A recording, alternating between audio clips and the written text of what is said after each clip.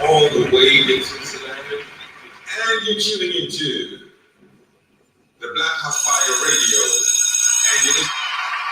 Yes, massive, what?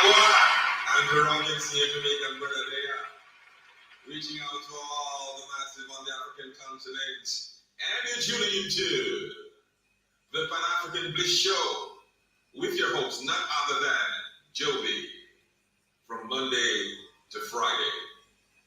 Stay tuned. Andrew Robinson, love, respect, and justice for all. We give them salutations, massive Andrew Robinson, all the way in Switzerland. And you're tuning into the Black Fire Radio, and you're listening to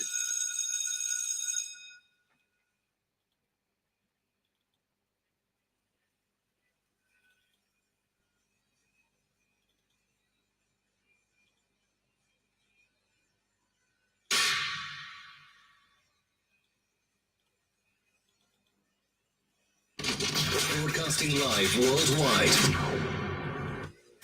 Broadcasting worldwide online 24/7.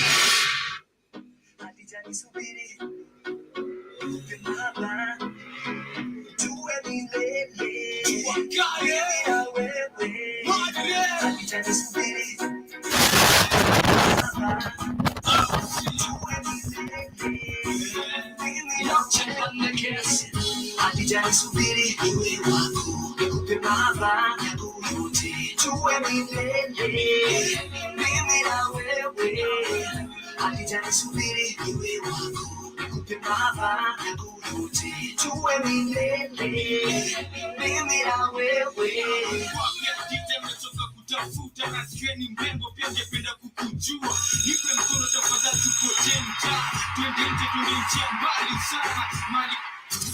The hottest hits on your number one radio station.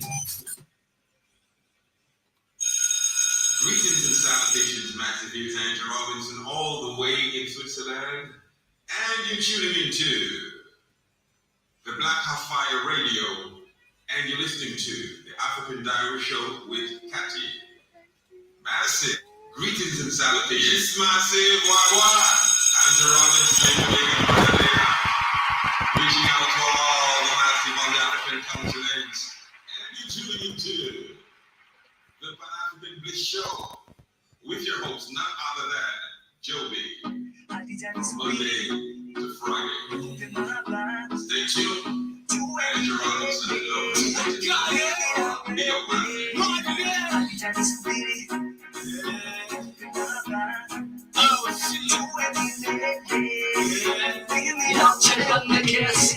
Akijani subiri iwe wako nikupe mava yote tuwe milele mimi na wewe akijani subiri iwe wako nikupe mava yote tuwe milele mimi na wewe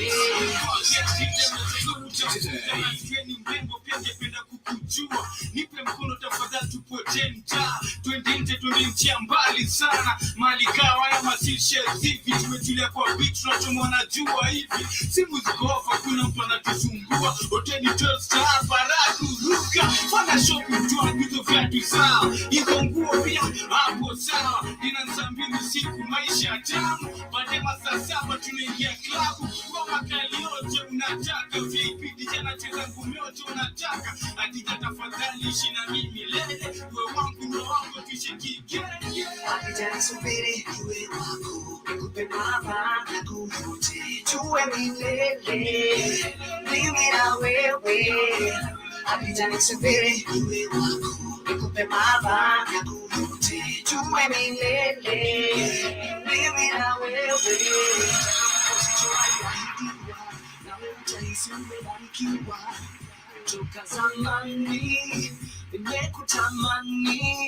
Yes, family, karibuni sana to another beautiful station of the Pan-African Bliss Show. This is the Bloc Fire Network radio station, media of the 21st century. I hope you are having a wonderful Thursday so far. Good morning, good evening, good afternoon. I don't know what's the time, but karibu sana. Yes, my name is Joby.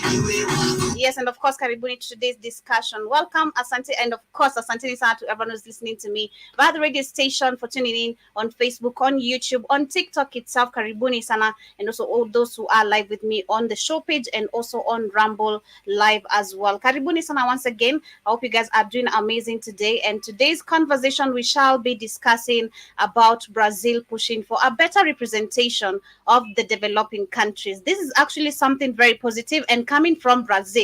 But of course, who is speaking? Question number one: who is the president of this country, and what is the situation of the Black Brazilians who are in Brazil? That is something that we need to question, because if he talks about pushing for the development or a better representation of developing countries, it should also mention of where also the Black Brazilians, where they should be involved, and we should be able to understand and see if their state is fair or if they are suffering. Karibuni sana, that is our major focus of the day. We shall also be talking about Cape Town, that is South Africa, not Cape Town, but South Africa as a country is supposed to hold election that is on May. I did highlight on that yesterday, and we want to talk about it. I had my own points of view to give, but of course we shall be discussing about it today. I also want to talk about what is happening with US blocking Algeria from it pushing for the ceasefire of what is happening, of course, in Gaza. We shall be having this amazing conversation,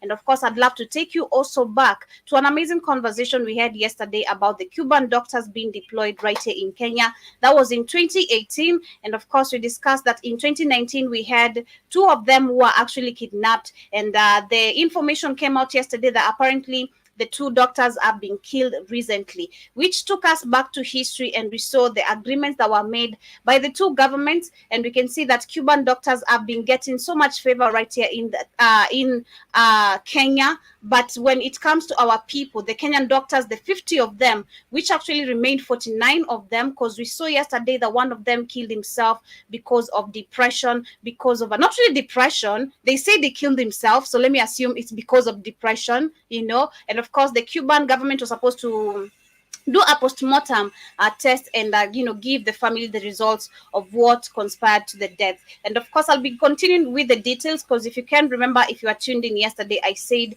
I want to dig much more of the information, because personally I got very curious to see that our Kenyan government and literally majority of the African governments, this is what they do: deploy our people outside and never follow up of what is happening. And this is why again we should be cautioned, and actually our police officers should actually say no, them being deployed to Haiti. Because why do we always have to clean other people's mess? Why can't we deal with our own messes first, create and develop our countries, and find, yes, true representatives who are literally going to make Africa develop? So that is what we shall be talking about. And of course, karibuni sana. Hope you get to enjoy the conversation of the day with me here. Do dive in the conversation for those who are with me. Shout out to everyone with me on TikTok. To you, Jipam, I think you made this comment yesterday on Katie's show as well. So I think you are an attention seeker, and I'm not giving you one. But anyway, I hope you get to enjoy the conversation. Karibuni sana once again. That was some throwback activity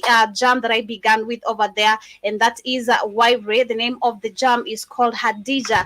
Calligraph Jones in it, and so many artists also featured, Joa Kylie, and so much more on that particular jam. The next song I'll be playing is by Fena Gitu, and I hope you get to enjoy it. I'll be coming back with the quote of the day in case you have anything you'd love to literally pass on to us that is positive. It is highly accepted so that we can be motivated together. Shout out to shout out to Caris, shout out to Caris, shout out to Skido Neteru, shout out to everyone who's with us right here on this amazing page of TikTok. This is Fena Gitu, Calvin Mistari, and the name of the jam is called Love Me. I really love this song so much. Don't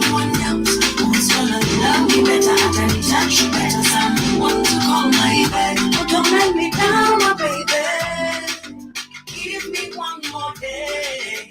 Baby, we don't have tomorrow.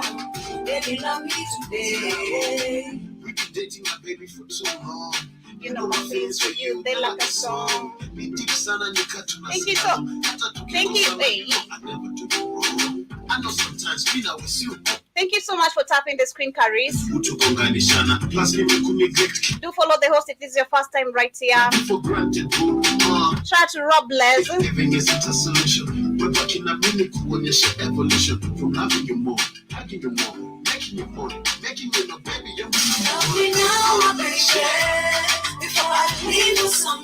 Yes, and mine today is not really a quote, but I woke up feeling very grateful, very thankful, and blessed. I'm really, really grateful for everything I have in my life. I try to reflect back personally every single time of how far I've come, and I'm just grateful for the people who also make it happen to my life. And for me, I really appreciate it. And I hope you are feeling blessed as well. I hope you're having a wonderful Thursday. I hope you are feeling grateful for everything you have that you used to dream. Literally, you have. No matter the small space, no matter the small job you have, always be grateful, because sometimes there are times you used to beg and ask for this opportunity. But not in a hurry.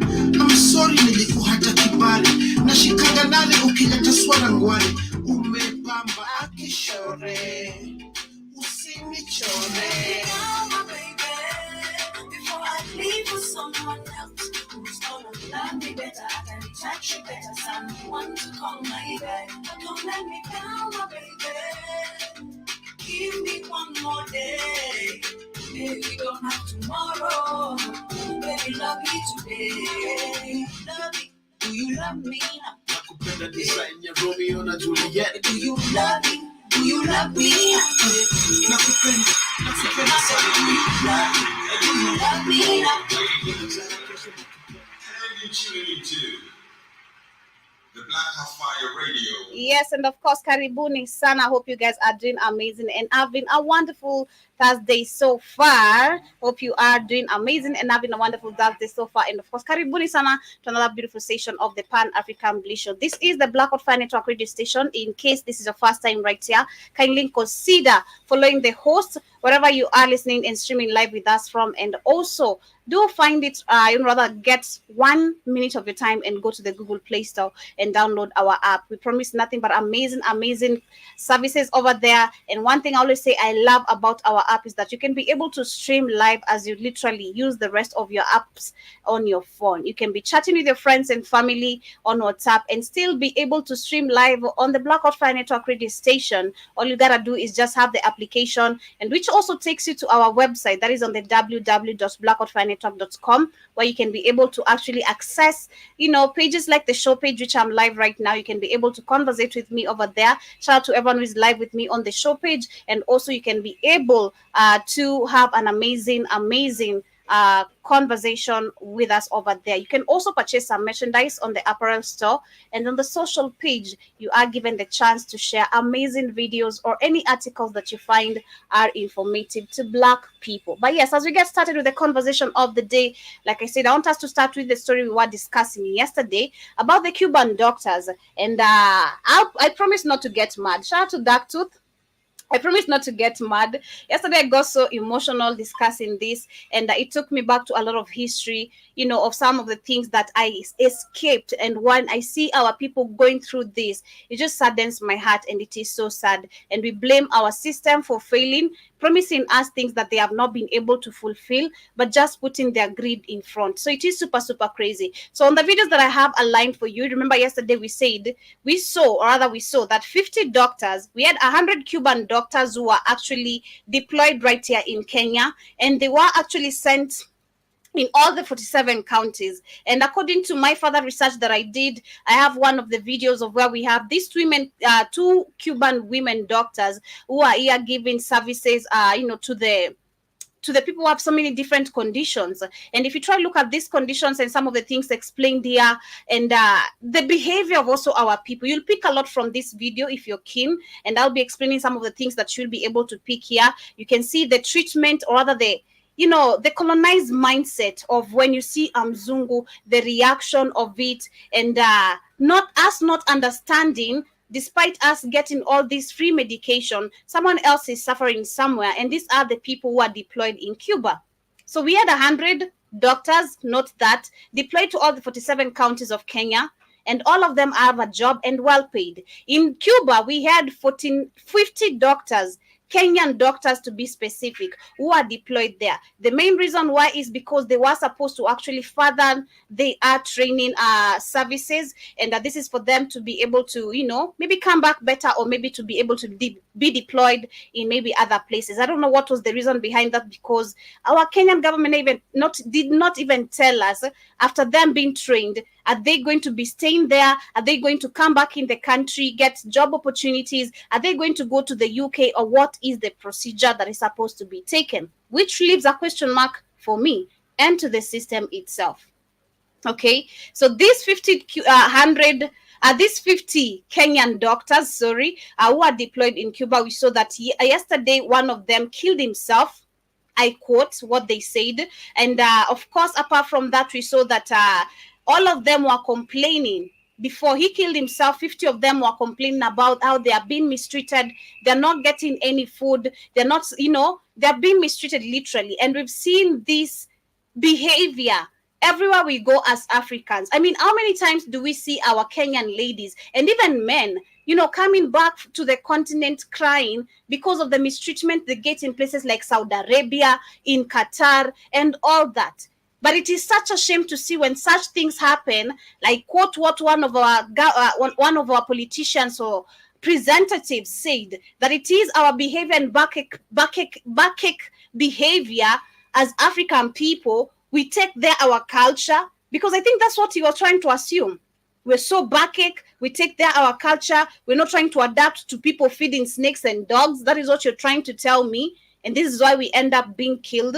So it is super crazy. And of course, karibuni sana. Let me start with the conversation. And of course, I'm going to start with the video of where. Because first thing I had to question, and I questioned Google, I questioned YouTube. Google couldn't give me any details. But I see that actually after the one doctor who killed himself, because I'm not sure if he killed himself, post-mortem results, I don't know if they were followed after that by the family, if the body came back. I didn't want to do more research on that one guy, but the 49 others. So we had the governor of Mombasa by then, that was 4 years ago, Governor Joho, who called out on the government to return back the 49 doctors who are left in Cuba to be allowed back in Kenya. Because mind you, with the video I shared yesterday, we had, and I think I should reshare it again for us to connect the dots. We saw that this lady was explaining, apart from the brother complaining them being tortured, that also the system of Cuba has threatened these Kenyan doctors. If they fail to comply with what they are asked to, they are not going to come back to their countries. This is the same mistreatment, mind you, again, the Arabic countries also give us. So let me start with the first video where we can see, just a minute. Just a minute. I shared the wrong page. Let me share the right page. So let's start with where we left yesterday, where we saw the 50, one of the 50 who died there, and what really happened. And then as we connect to what the governor said and what is happening right now, did they really come back, or are they really stuck there still? Dr. Ali Hamisi Juma is said to have died in his hostel in Cuba while furthering his studies to get... Karibu sana, Keith. Asante sana. Good morning, Joby. How are you today? Good morning, good evening. Well, good afternoon, sorry, from my end. I don't know, I'm rushing with time. Time is really rushing so fast, though. But anyway, karibu sana. We are just getting started, and I'm continuing because yesterday I got curious to find more of what happened to the 49 other Kenyan doctors who are deployed in Cuba after we saw that one of them killed himself. Yeah, he didn't kill it. He didn't kill himself.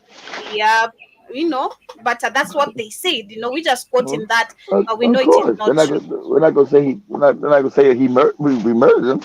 Mm-hmm. Good. It is. The idea, and the Kenyan government knew that these people were being mistreated and didn't do nothing. That's all African. That's all these African puppets ever do. They don't defend African people.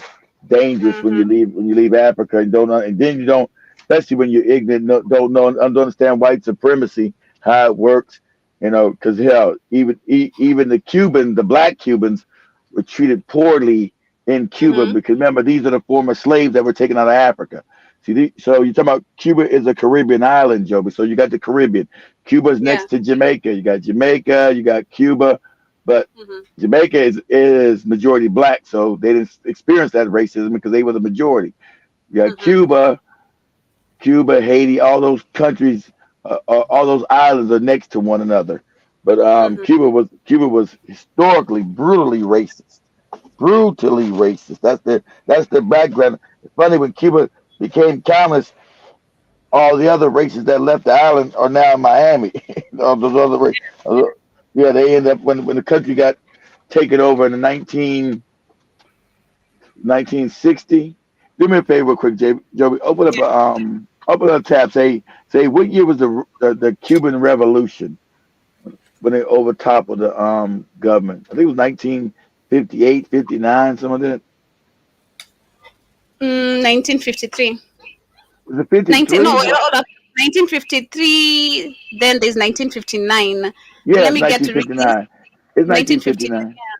Yeah. Yeah, it's 1959. Yeah, that's picture. So it's 1959 when they had a revolution, and supposedly they overthrew the government, and we're gonna make black people equal with the revolution. Of course not. Of course not. Mhm. Black people Mhm. still just as fucked up as before the It is. revolution. Still just It fucked up. is. Yeah, go ahead.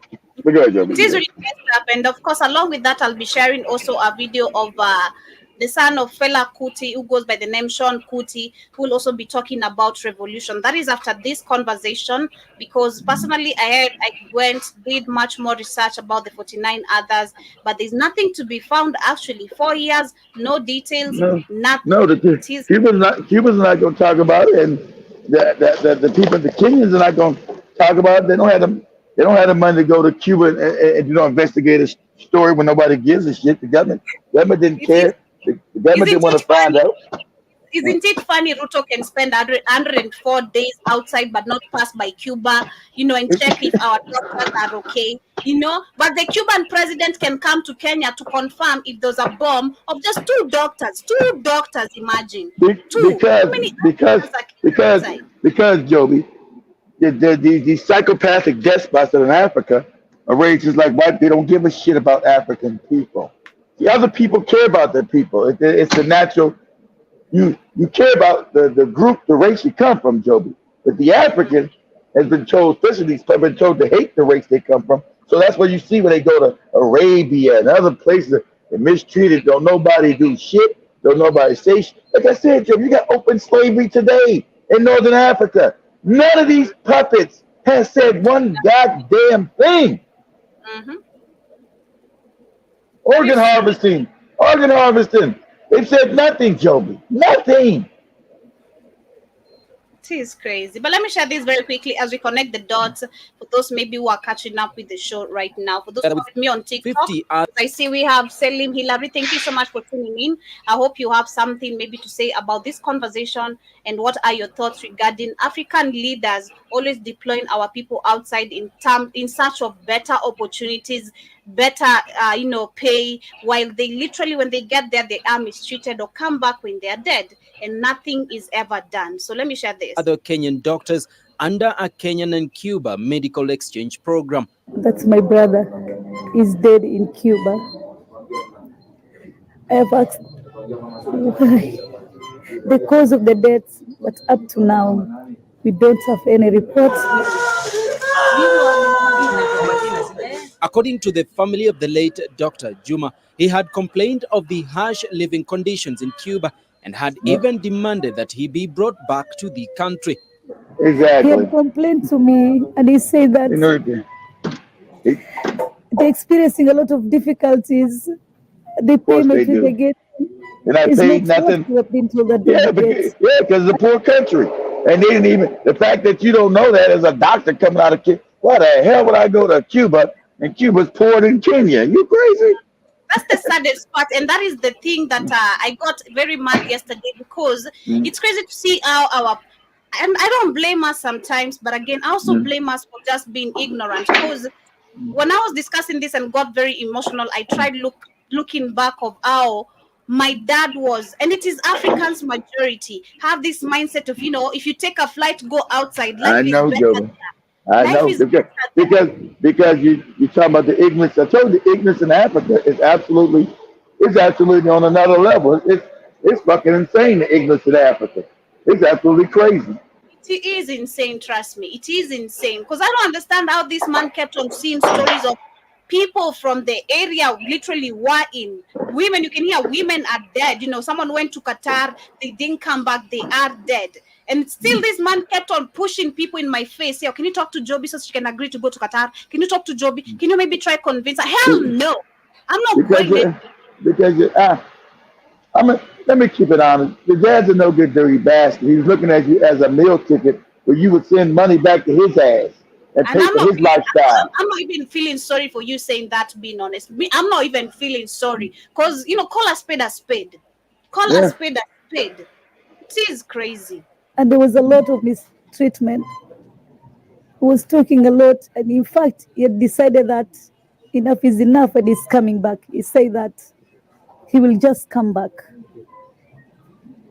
He probably had the He money to come doesn't want back. to stay in Cuba Exactly. anymore. That's the Exactly. last conversation I had with him. Treat it like shit in Cuba, not paid. You're getting paid worse than you are in Kenya because it's important. And they bring doctors over to Kenya that they pay more than they would have made in Cuba. And only Africans do shit like this. Only black people do. You talk about Man. the level of self-hate. I'm bringing some people from a poor country, pay them more than better not pay my own people. Send my own people over there to get treated like shit and paid less. What? The next video I'm about to share, I'm certain it's gonna make you angry. If you will look at some things there and capture a colonized mind and understand, how we African react towards this, you're gonna see it. This woman was just kissing this Cuban doctor all over. Welcome. You gotta you gotta colonize. Oh, that's the problem. Talk to Dr. Aricana. You gotta colonize slave minds, Joby. It is disgusting and despicable. 60 years after independence, all these Africans be bootlicking and, oh, thank you, love you, oh, please, white daddy, oh, thank you. It is disgusting. It is. It is. It is not clear what caused his death, but preliminary reports indicate the doctor might have committed suicide. Before the Cuban doctors were deployed into the country, we had raised concerns as a union on the modalities. And I mean, that's the same thing that is happening right now. We can see the High Court actually opposing Ruto deploying the police in Haiti. This is a norm in Africa of African people who has been dumped somewhere, and no one is going to be questioned about this because they are protected by the cats with the small hearts of the people who run this system. Exactly, Joby. What you said is 100, there's 100. And that's on period. Crazy, man. I'm mad at the youth because I don't understand how we don't realize these kind of things. And even if we do, we need to drop the fear agenda. They're not as informed as who's informing them, Joby? Except for you now. Who's informing the youth? They don't. We grew up in an educational system of lies. Who knows what you know? Who knows what you know? When you in a it's very few. I remember that girl you had a conversation with last year before last. She was really smart. But how many people can you sit down with, Joby, and have a conversation with in your age group, Joby? Let's be honest. Oh, my age group, even they're morons. At this point, they're lost. Yeah. Very lost. You can talk to people, about politics. My age group, it's gone. These people are all about, I'm young, let me live my life, let me party. Yeah, I'm done, man. You can talk politics, we can discuss politics. Hell no. Okay, bye. Politics determines your life, Joby. That's what your life determines where you're living at, your poverty level, your how many jobs are in the country, how you like you don't have nothing to do with that. That means then you doomed yourself to a life of poverty. You doomed yourself to going outside and being treated badly because you don't know shit. So it's absolutely crazy. I see. Hilary on TikTok says, by the way, I did IR and political science in university. African leaders are selfish, corrupt, and they'll never change. I think that's what you meant. Whoever said that comment is exactly right. They won't change unless you change, until you throw their ass out of office. Because the system is designed for them to be. They can't become an African president unless they're corrupt. Because the system creates them. They're not, they don't create themselves. The system needs for them to be corrupt. So the Europeans and other people and the Asians they keep stealing from African people. The system needs them to be corrupt, and the system needs Africans to be ignorant for it to work. That's why it works. The deal and the nitty-gritties of how the issue is going to be handled. In a letter sent to the Parliamentary Health Committee, the 49 doctors in Cuba were complaining of mistreatment from their foreign masters, saying the Cuban government had gone back. Pause it. You hear what this moron just said? He said foreign masters. How the fuck am I going over a country becoming doing doctor? Somebody's my master. You see, even the news is crazy. What? Motherfuckers ain't nobody's master. You insane? Who wrote that shit? That right there, that's disrespect. Foreign masters. You heard me. I think this is the same video I was sharing yesterday. That's why I'm trying to connect the dots for those who were not in yesterday. That was why I was ranting about it. Yep, this is a mainstream media which is talking about this. It is actually I had it controlled by the Uhuru's family, the Kenyatta's family. I'm not sure about the details. I'm sure they get in their own news media when they put their puppet ass family in power. That's what they do. I dare you call some other people your masters in today's age. Whoever wrote that copy should be fucking fired. How you talking about somebody being my goddamn master? What's going on, man? It's being my goddamn master. Before they left the country, they had raised concerns that the allowances that they were supposed to receive had been slashed from 144,000 shillings to Kenya shillings 36,000 per month. The letter further states that since the exchange hold on, Joby. Yeah. They were making 6,000 shillings a month. 36,000 Kenyan shillings. That is, let me see how much that is in dollars. How much is that, Joby? That is 246. Let's say $247. Okay. That is, it was deducted from because they're supposed to be paid 144,000. What is 144,000? Let me see. They're supposed to get $986. A month. They wouldn't get that for no poor ass Cuban. Cuban people don't even get that. They wouldn't get no Africans that. Imagine that. So they got sent out the country to make less than what you make. But let me finish up this one. They have never been given a clear communication about their allowances, accommodation, food, and transport. They had also now gotten to a point where they are being denied the 1-year flight back home from Cuba. The Kenyan Medical and Dentist Practitioners Union is now calling on the government to recall all the doctors from Cuba and absorb them in local universities where they can continue with their studies. They were also under a lot of pressure and intimidation because they kept saying that you're being told that if you opt out of the program, the Cuban doctors earn 800,000. 800,000 Kenyan shillings. Oh my God. And that is literally almost a million. Let me check how much. Oh my goodness. Wow. Wow. You can't make this up. This is crazy. This is crazy. Oh my God. Oh my goodness. $5,479. Oh my goodness. And the and our doctors have to get 240. What? This is so disrespectful. It's off the wall crazy, Joe. It's off the wall crazy. Appreciate you.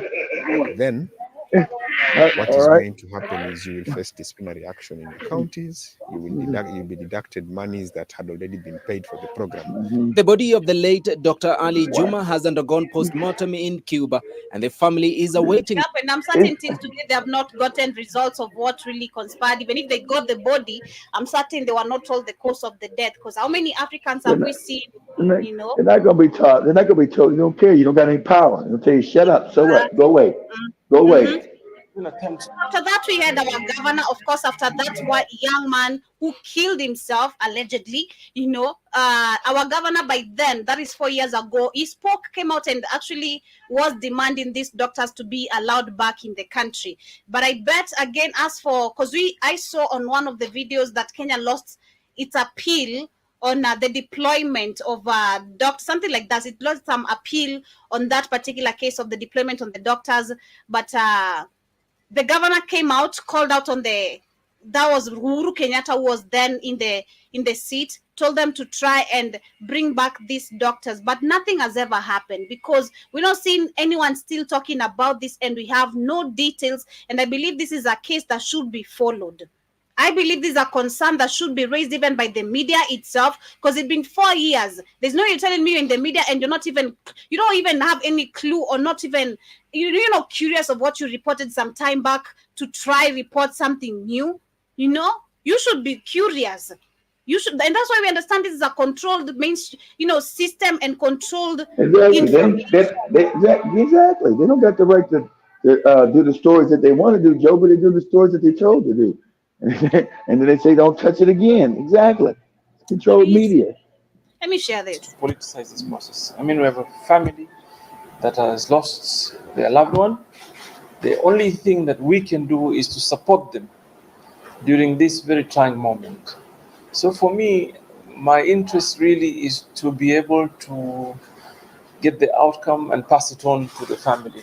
Even me as governor, I'm just going to be a conduit, receive it and pass it to the family so that they are able to make a decision. People must be sensitive to the fact that the late has a family. And let's just allow them their space to do what they want, what they wish to do, really, without interference. If any doctor had wanted to be in that room, the best thing that they would have done is to request the family to be allowed, really. It's not upon us, it's not upon Dr. Shikeli or myself or anybody. If the family had wanted any other doctor to be in the room, I'm sure this facility would have happily facilitated. I would be happy to stick to the matter that is before us now, which is to bury our brother. But obviously, at an opportune moment, we all are interested to find out really what's going on in Cuba and what needs to be done. And I'm one of those who believe that if there's any Kenyan out there, because it's a voluntarily exchange program for our doctors to go and further their education. But if they feel they're uncomfortable, they cannot fathom the environment there, the best thing to do is to come You are to blame for not educating us, because if it is anyone's wish to go, why is it my wish? Why can't you create an institute, a medical institute, like I said yesterday, which if every country cannot afford this budget, you as a continent, you as leaders, come up together, set this either in South Africa, Tanzania, Kenya, somewhere. Let all these students access this medical institutional training. And it should be for free. Not you hiking up school fees like the way you do. I have to buy uniform. I have to buy everything that is required. And I still have to pay goddamn school fees and come back. It is even worse when you come back with some pathetic education which will not take you anywhere. It is so sad. Because that is what our people do. We see our people going to these schools and you're going to be told, oh, your skills are not even any better. You have to go fathom your studies. I mean, how many people have we seen when they go outside, they're told, you need to better your skills. You don't have any. Yeah, but they told you because they told you. The funny part about it, and the funny, Africans created the doctor system, created medicine, created what you call doctors. Now they consider the worst on the planet. Now that makes sense, and they haven't, because these despots, Joe. But that's why. See, they get the tribe outside the country. They refuse to build good hospitals in Africa because they don't give a fuck. Mm-hmm. That's how it's designed. Mm-hmm. Not to care. You got the most uncare, and then you got the most, and then mixed with the simple mindset of this tribal nonsense. Mm-hmm. Well, he's my tribe. He's your tribe, but he's not doing shit for us, moron. You can stop talking this tribal shit like you're a child. Your leaders are ineffective. That's why they're there. That's why they're so mad about Burkina Faso, Niger, and Mali. Because when they start building what they're doing now and caring about the people, which they do, These other African countries are going to say, well, that's why this white man must always keep putting assassination attempts into those countries. Because Africa is a stolen land because of the resources, because of the wealth. It's not an accident. Africa's kept impoverished and ignorant. It's not an accident. It's not a bad luck story. Why somebody's daddy, I want you to go to Dubai. I want you to go to Qatar. You out of your mind. You know I'm sending my goddamn daughter to some racist motherfuckers to be raped and docked upon? And you're an adult and you don't know that about other people? You should be having kids. You're too idiotic to have babies. You don't know goddamn Arabs are our fucking enemy. If you don't know that now, something wrong. You don't know that. European, you don't know that. You sending your babies to your enemy, then you fucked up in the head, and you need to be called that. I'm gonna call you out, and that's the problem, and that's on purpose. Like I said, when I first started going to Africa, the ignorance level just blew me away because I was ignorant. I didn't know how bad it was. Like, what? How the hell they don't even know shit about nothing? They don't know shit about even about the continent they on. Yep. This is crazy. I was like, so, but that's why I didn't know. I didn't know the whole system. I was still learning. I said, this is a whole system. It is. This is continent wide. There's some wickedly brilliant shit. This is wicked. Wow. Because at that time, I didn't know Africa was the richest country. I was always told just poor. And you lucky you're not in Africa. Keith, you black bastard. You black bastard. Get wrong, we're gonna send your black ass to Africa. Hey man, don't send me over there, please, white daddy. It's crazy, man. It's been almost a year since they came in 100. And now, if you are keen, for those who are with us on StreamYard, and of course if you know how to understand, most of the things, picking up some things on the video, pick up the Africans' attitude on this video. Just received with open arms. Many were puzzled about what new things they would offer the country, despite having already very competent doctors in Kenya. Exactly. They're competent. And the best doctors are African, not Cuban. Best doctors are Nigerians. See, this is a known fact in the world. The best doctors are in Africa or Nigerians. When they go out global, they're considered the best doctors on the planet. Well, why'd you send Nigerians over to goddamn Kenya then? If you want to be more confident. Why bring in motherfuckers who hate you? Why bring in these damn white Cubans? Shit's crazy. It's crazy, and how Africans and how these leaders have made it possible again through the help of those who, of course, installed them into power.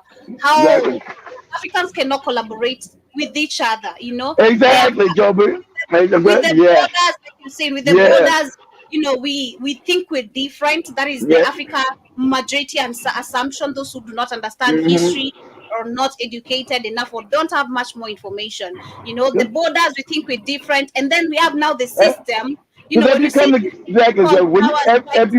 you come together, okay, that's right. The system is designed to make sure you don't collaborate, you don't come, and you think you're different, because that's dangerous. Because you'll start wanting to gain power back. You start become same way when you guys was with the Tanzanian and you guys seen the love that you guys got from other Africans. You're like, wow, they're not really different than us.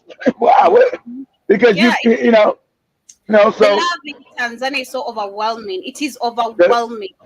That's why they don't want you to know that.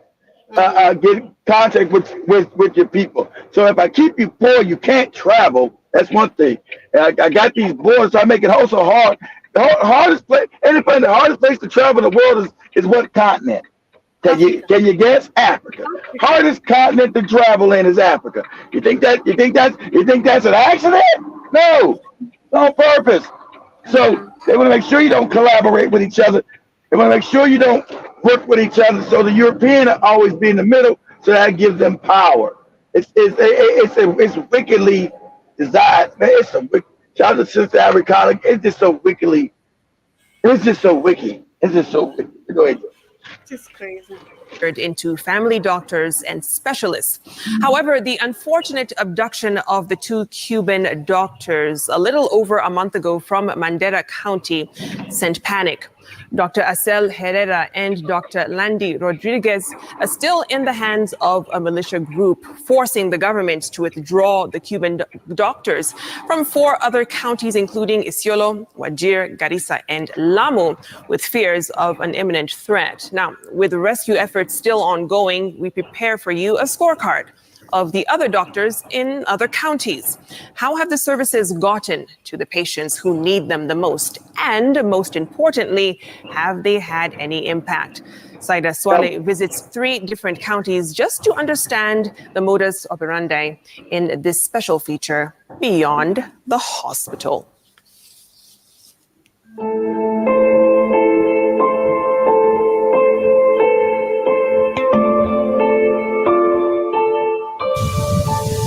Our story takes us to Kwale County, Matuga constituency.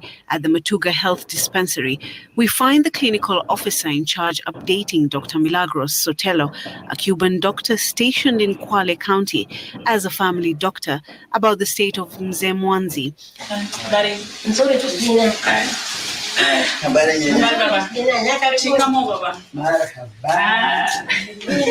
You see, the Mzee has been ailing for a while, and medical expenses are taking a toll on the family.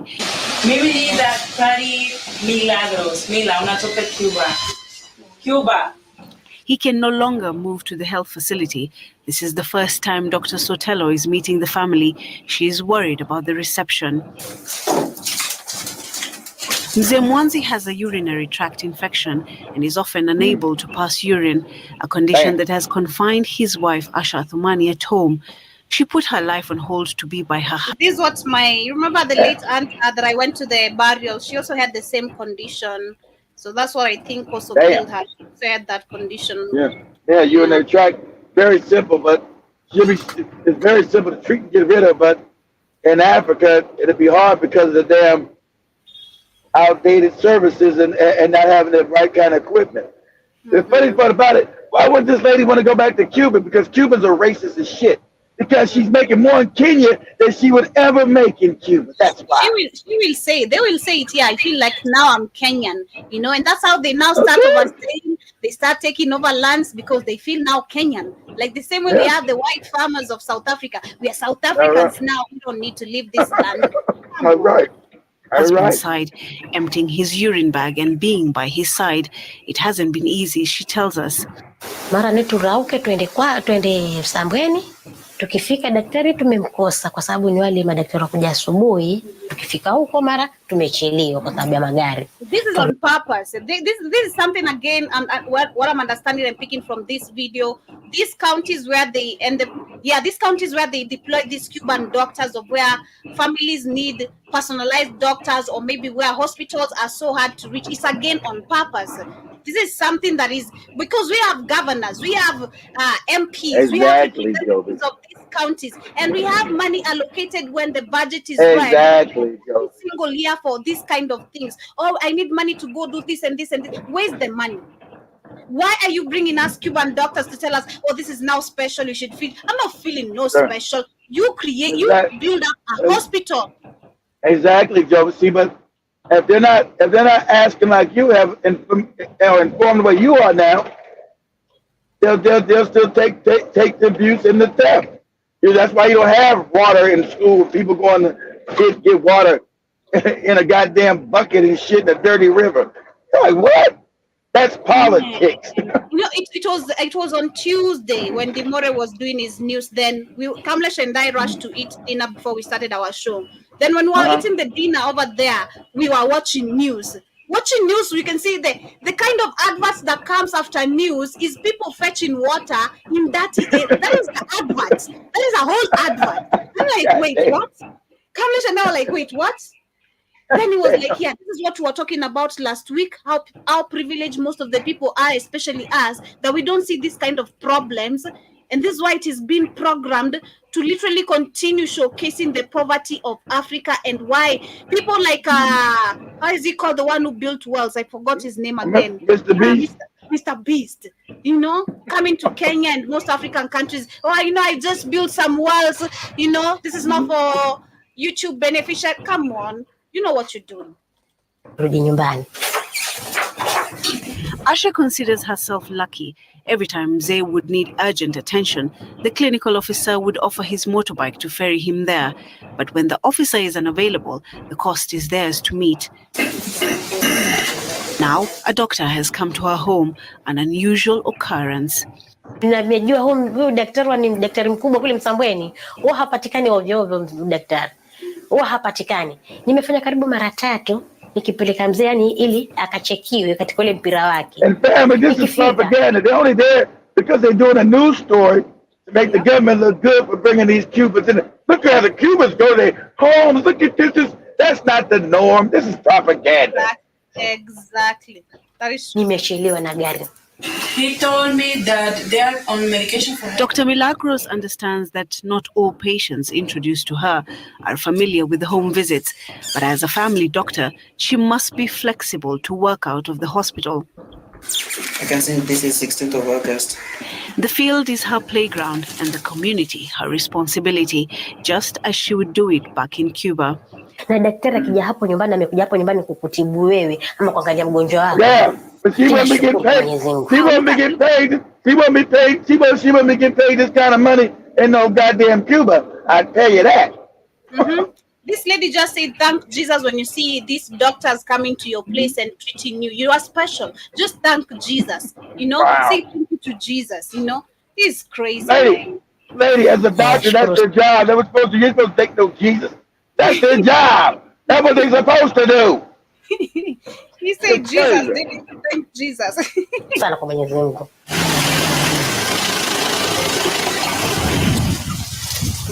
When Dr. Milagros arrived here, she was attached to a team that was already familiar with the area. This helped in identifying the patient's needs. So when it came time to meeting the patients like Mzee Mwanzi, it was a breeze. Tumeweza kuidentify wale wagonjwa ambao mostly ni chronically ill, hawawezi kujileta hospitali.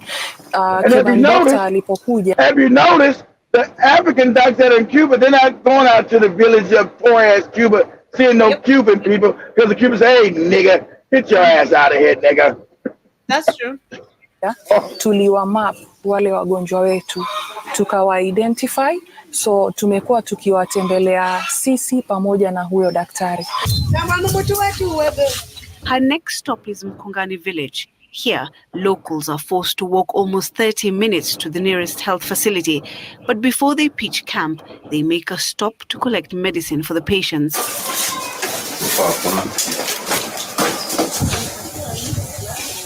It is almost 3 kilometers from See, this is the story I hear say, oh, look at these poor dirty niggas who can't take care of themselves. And they need other white people to come help them because these niggas are always backwards and fucked up. They don't know what to do without what. That's what this is, Joe. I want you to know what this is. This is the same kind of poverty form. Oh, look at these. You got some goofy Islamic woman dressed up in that fucked up ass Ajib shit. That goofy shit there. The jab, whatever that shit called, that hot ass shit.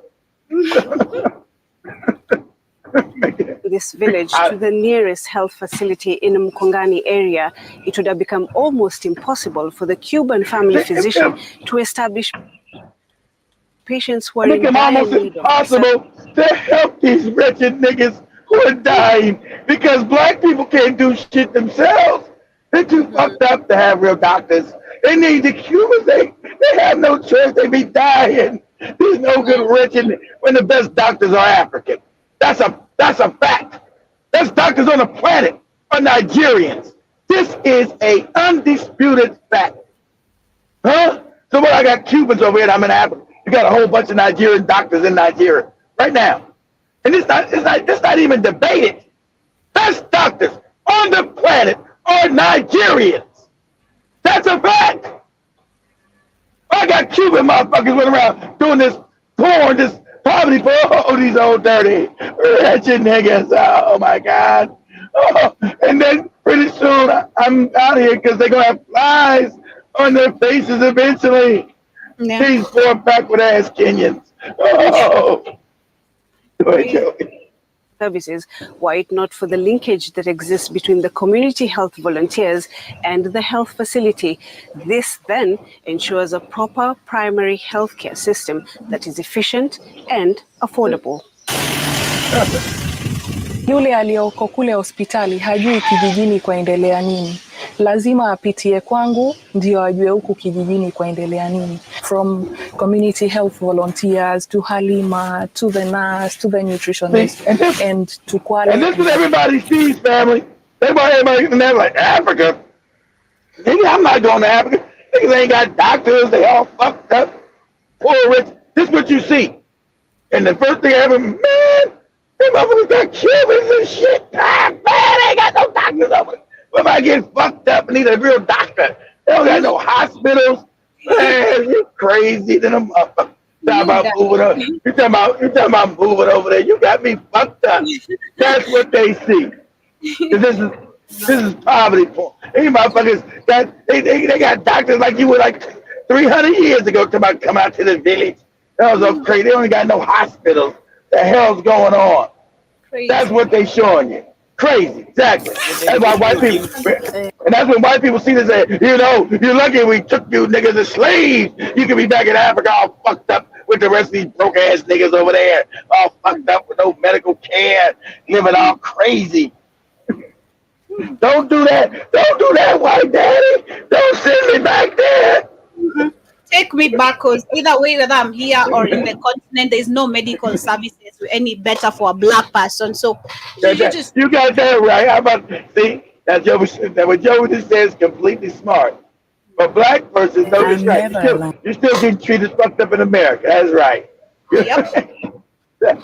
So I always have help. Always. Of course you have help, your white bitch. It's Halima here with me. The health community worker. How are you? I'm okay. How was your days? Look at you see, look at this. This really pissed me off. Look at this. I'm not worker. How are you? I'm okay. How was your days? He's been I know. What? What? That's your nature, though. As a colonized mind. That's why they come and dominate. They say, my God, we can dominate these morons. Look at that, they just love on us. Exactly, Joe. That's African nature, though. How is Mama? It's Mona Asha's turn to be attended to, but Dr. Milagros is not a stranger to them. Halima had already identified her case and brought it to the doctor's attention. She had been living with a uterine problem for over 10 years. 10 years. That shit can be solved with antibiotics in goddamn 30 minutes. You're like, people, you see how this thing makes Africa look so backwards, so fucked up, so bad. And what? This motherfucker live with a urinary tract infection for 10 years? Yep. All you need to take was antibiotics. This should be over in a goddamn couple of days. And, oh, nigga, I'm not fucking with no Africa. Got me fucked up. Gani kwenda hospitali hapa unasoma ni mishipa pigwa madawa lakini hauponyi. Kwanza kuna ile personalized attention ya kwamba Dr. Mila akija hapa yuko specifically because of this client. I need to get the concern of the patient first. If the patient want, okay? Sometimes they don't want, but at the pause it. Look up, say, as Google say, does antibiotics clear up a urinary tract infection? Just common sense shit you should know. Crazy shit. Say, does antibiotics clear up a urinary tract infection? Let me see. They're saying that taking antibiotics prescribed by healthcare professionals at home can treat most UTIs. However, some cases may require treatment in hospitals. Okay, so that's rare. He could have been 10 years this man's been suffering because first of all, he's a moron. His man could have been cured within 3 days of having the shit with just antibiotics. But he doesn't know, and none of the niggas in the village know. The ignorance is absolutely crazy. But you see, the antibiotics are not even easy to access, kid, because I think you can hear them saying even right now it is way better since they had the Cuban doctors because the supply of medication has kind of increased. But most of them do not even have the money. If let's say, you can use antibiotics come from herbal medicine. You can use if you knew your old traditions. There's herbs that create antibiotics, Joe. The herbs. I don't know what they are all the time, but sure some Africans know herbs. Antibiotics is nothing but a synthetic version of the herbal treatment that they had hundreds of years ago, Joe. That would cure that easily. You got to look that up. You know, they want to hide that because that's free.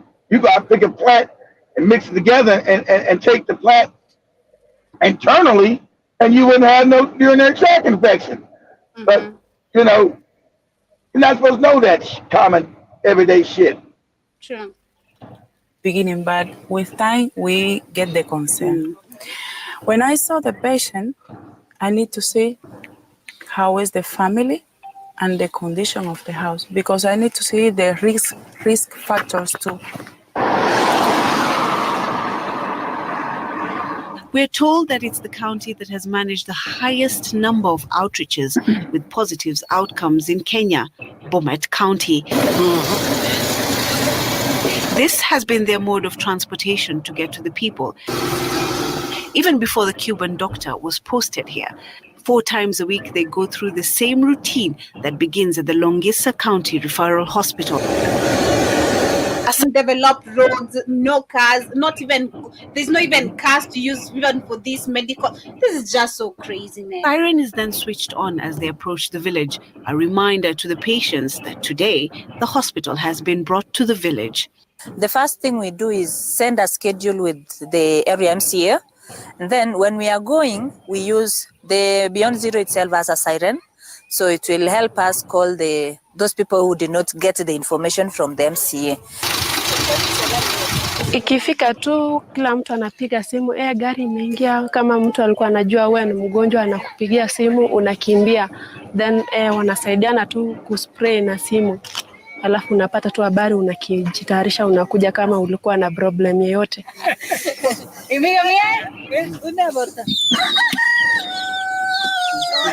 Gogo has heard the call. She tries to prepare herself swiftly.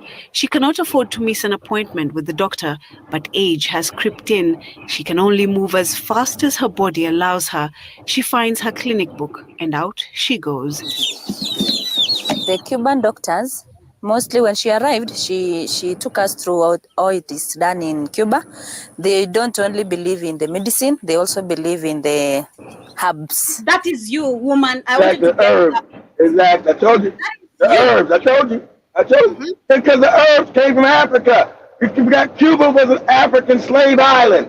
Those traditions were taught by Africans in Cuba. It's crazy. Exactly. And one by one, the villagers make their way here. Young and old, the queue is growing fast. Like a place where we are now, Changina, it takes people around 200 shillings to go to Longisa and back. So we don't only measure on mother-child care. Yeah, we also do deal with the people in the community who cannot access the nearest facility. The dispensaries ziko mbali kiasi na samani njia ilikuwa mbaya na hatukuwa na zamani hadi saa hii. Stop lying. Even right now those roads are not even any better. Those roads are so pathetic, and that's why you're saying long time ago the roads were bad. That's the kind of ignorance the leaders that take, you know, because if you think that right now the roads are better according to what we just saw than years ago, then man, you know, your mind is far from even understanding development, you know, even a country, even your area. Is crazy. But in general, as I joined that conversation and what the son of Fela Kuti had to say about revolution, this is what Africans need to realize. We have oppressors coming to the continent and they are continuously oppressing us, and we are accepting oppression. Oppression is continuing daily, and we are accepting this, and this is because we've allowed these leaders to continue also doing so.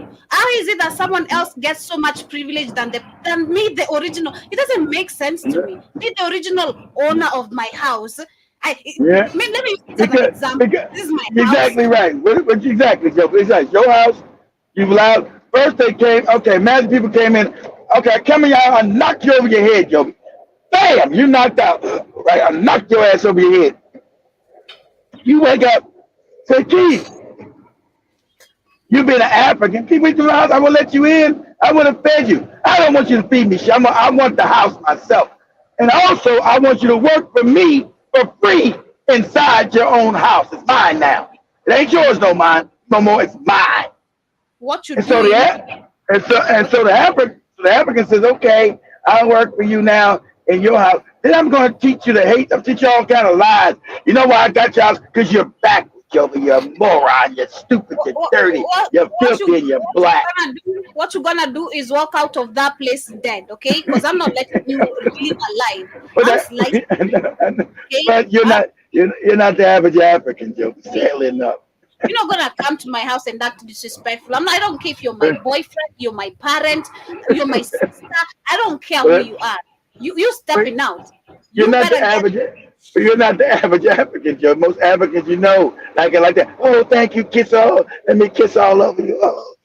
You kiss my ass. You kiss mine. You kiss mine. This time you do it, okay? It is silences. And when a man has no voice, there's nothing in this world he wants more than a voice. And then you take him to school and tell him that the only way to get a voice is to be like your oppressor. Yep. Like the white man. So you take him to school and you, instead of telling him that the only way to get a voice is to change this system. At least he knows they are the oppressor.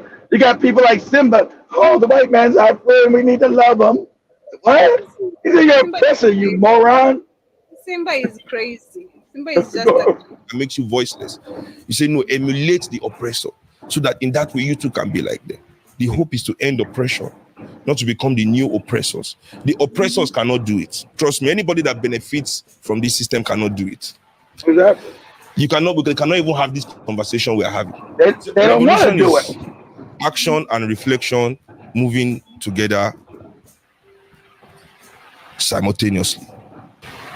So, because action without reflection is just activism. It's not revolutionary. It's not revolution or revolutionary. And reflection or words without action, they say it's verbalism. Abi? So it is the mixture of the two. So I feel that people, if we are really going to liberate the people, we must make them aware of their historical responsibility. Sure. We cannot think like the oppressor. We have to go among the people and work with the people and try as much as we can to develop a strategy with and among the people. Not thinking that we know something that they do not know. I think that is what is most important. Yep, that is true. And as I shared the last video of when you mentioned tribalism, Wangari Maathai once said this. She was an activist right here in Kenya. She died out due to cancer. And of course, we've shared a couple of stories of what she went through because of trying to stand up for Africa and the people when it comes to them, stopping also deforestation and encouraging and teaching children, especially schools, advocating children to be taught how to literally start planting trees and the importance of it, especially to us as African people. So let me share this. She once mentioned about tribalism, what the introduction of tribalism was and the use of it. Let me share The word tribe is a political statement. It was actually deliberately introduced to give a connotation of primitive people, backward people, uncivilized people, disorganized people, people unable to govern themselves, to more or less justify colonization. When it becomes suggested to you long enough, you begin to interpret yourself the same way the power that wanted to colonize you wanted you to think, so that you could accept his process of colonization. Yep, and that is what they did, and it worked perfectly, because look at the effect of it in so many countries of Rwanda, what it caused, the apartheid. We see in Kenya 2007 what happened, people killing each other left, right, and center. They was just right. They wouldn't have did it if it didn't work. They wouldn't continue if it didn't work. Exactly right. And how it has also affected us in so many different ways, because it's crazy when you say places like Nigeria, you can't eat fufu or you can't eat jollof rice because, you know, You they have can. different. You can, but Man, they don't. You can do it. that's You ain't gotta be a moron and all that tribal shit, Joe. You can do it. I know. I'm just saying that's how effective it has become in such kind of places, you I know. know. In I Kenya, know. I've never Crazy. seen anyone who's gonna discriminate ugali. Man, we love ugali as a country. That is, we love ugali. That is just everywhere. You will not find anyone saying I'm a Kikuyu, I can't eat ugali. That is a what? We eat that shit like no man's business. You know? It's crazy. But shout out to everyone with us on the Facebook, on YouTube. Karibuni sana. I see 9 of you in the building. Thank you so much for tuning in, and of course waking up this early, and of course listening to the Black Hot Fire Network radio station. If in case you're also on the show page, kindly pin your comments. I want to see who is with us. I see we have 3 people over there. Feel free to also conversate with us under what we are talking about. And if you'd love to see the videos we're sharing, just come to StreamYard. You'll be able to see what we're talking about. Shout out to Jibajaba. He says, hi, Joby and Keith. I misled too. I was misled to bloated bellies and such. I know everyone was. And shout out to Kay Williams as well. Hope you're doing amazing. Good morning, rather good afternoon from my end. And I also see Jabba was saying that are these Cubans speaking Swahili, Spanish, or English? Spanish, because Spanish. even the English is so pathetic. Let me tell you. I was listening to one of them who was talking ahead of that video. The English, you can even construct that sentence. What you talking about? The language is Spanish, Joe. The language is not English. So Yeah, it's Spanish. I know. So I think the reason why you're questioning is because you saw that one lady. I also had to check. The moment I had that speaking Swahili, I was like, do Cubans speak Swahili? Then I saw no, they speak Spanish and they all can that. learn. They probably got to learn it. They learn Yeah, it over there. definitely she's learning. And I've understood something about these white people. They always want to actually learn about a word or two about us to make us feel, Exactly. I'm one with you, or I embrace your culture. For you to fall in love with them, you're like, wow, Mzungu can speak this, and of course understanding the African mentality and us not being educated about who we're dealing with and how they can manipulate your mind as well, because that is a manipulation of mind. Once I'm able to understand your language, I can easily fool you that I really like you and I'm really interested about you and everything. But in other sense, I'm not. I just want to find a way of how you can show me the deep root of everything that you have. I think that is what they do. Jiba Jaba also says that if the village has cell services, they can do telehealth exams.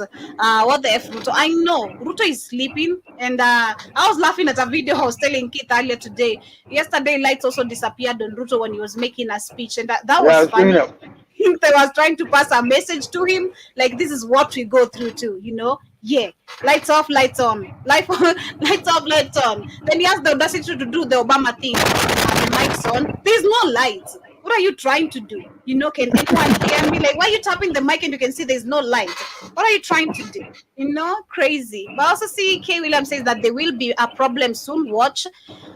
Well, after us seeing that now the agreement has come to an end, because it was a 6-year deal of now these Cuban doctors, being and operating in Kenya, of which you're not sure about ours yet, if they have come back in Kenya.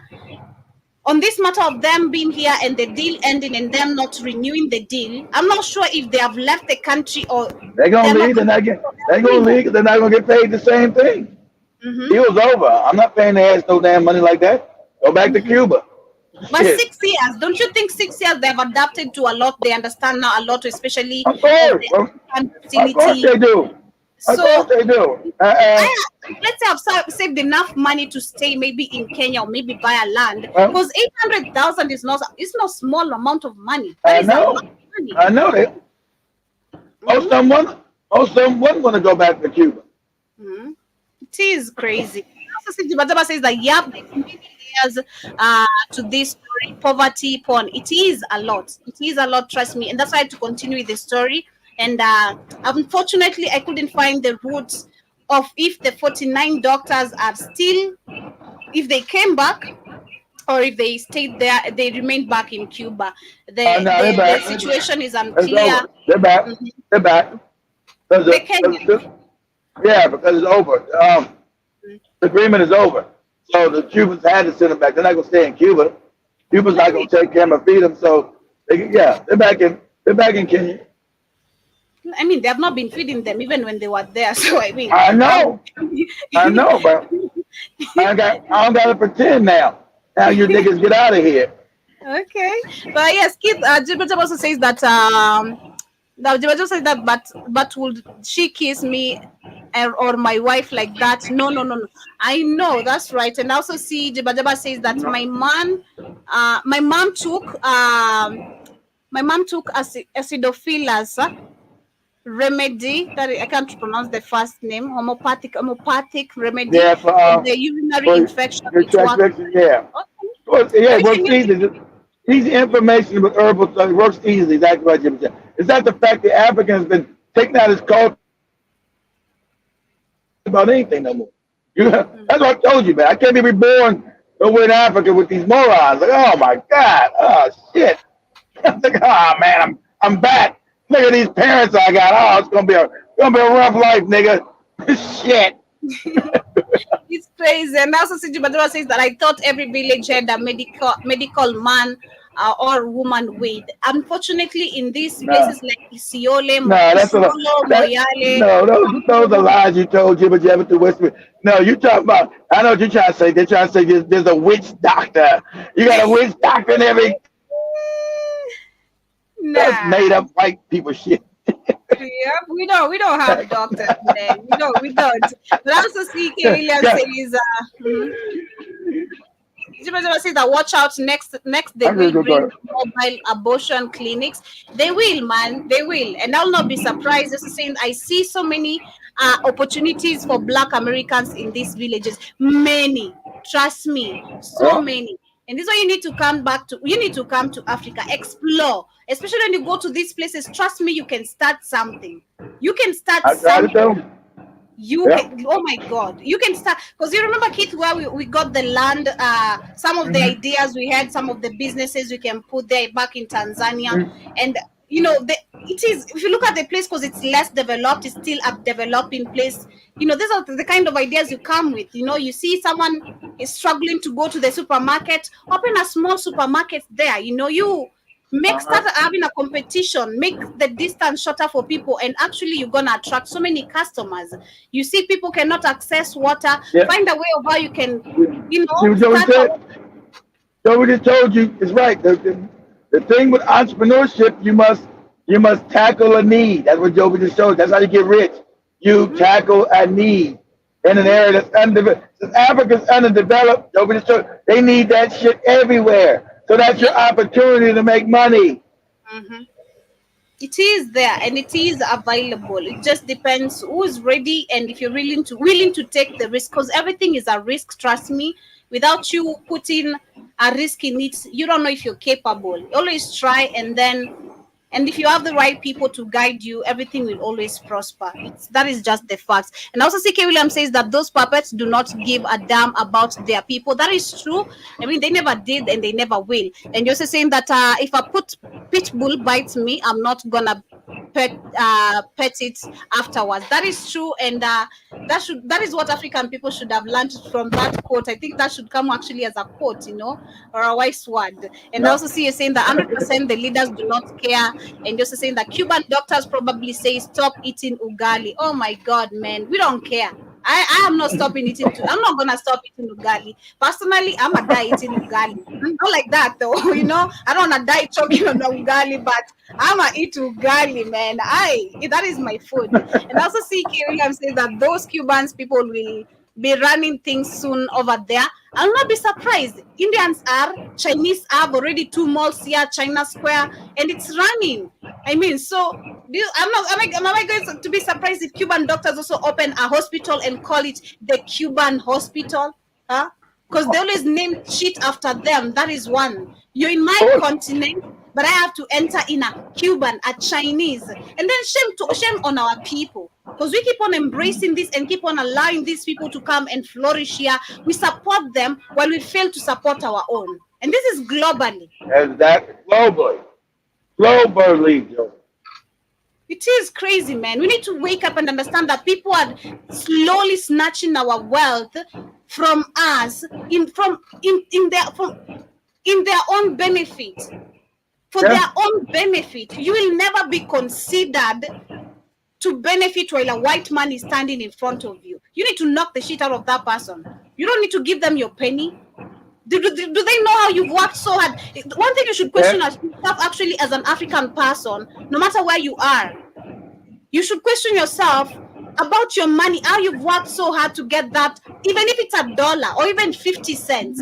What is it that I went through to get this money? How did I go through? What was the hardships I went through to actually even get this opportunity that gives me this 50 cents or $1? Was this white man involved?